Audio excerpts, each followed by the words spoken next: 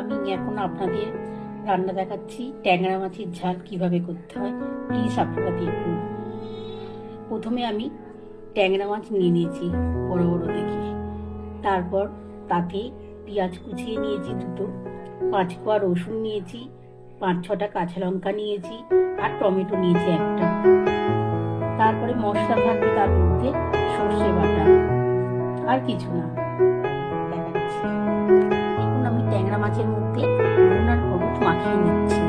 তারপরে আমি সর্ষেটা বাটবো, তার মধ্যে 4টে টমেটো গুঁড়ো দিয়ে দেবো আর কাঁচা লঙ্কা দিয়ে বাটবো। তারপরে আমি তেলটা গরম হয়ে গেছে, এবার আমি মাছটা ছাড়বো।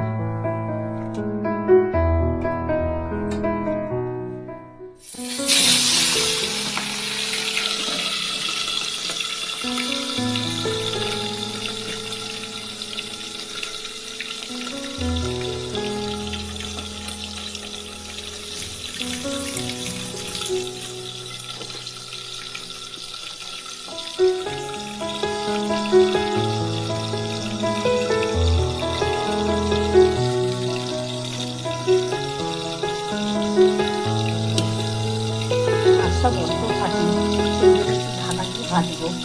আপনারাও ঢাকা দিয়ে ভাজবেন। আমার মাছগুলো ভালো করে ভেজে নিয়েছি, ভাজা হয়ে গেছে। এবার আমি রান্নাটা শুরু করলাম। দেখুন তেলটা গরম হয়ে গেল। এরপরে আমি 2খানা পেঁয়াজ ভেজে নেব।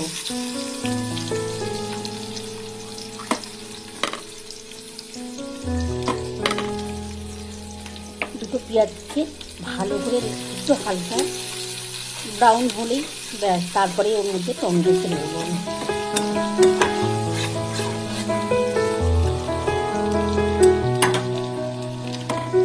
একটু ভেজে নিতে হবে, একটু লাল, তবে বেশি লাল করবেন না, একদম ব্রাউন কালার হলেই তখনই কিন্তু আমি টমেটো ছেড়ে দেবো।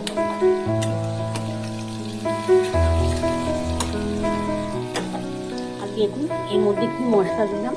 সর্ষে বাটা দিয়েছি, কাঁচা লঙ্কা দিয়েছি, 4 কোয়া রসুন দিয়েছি আর কাঁচা লঙ্কা।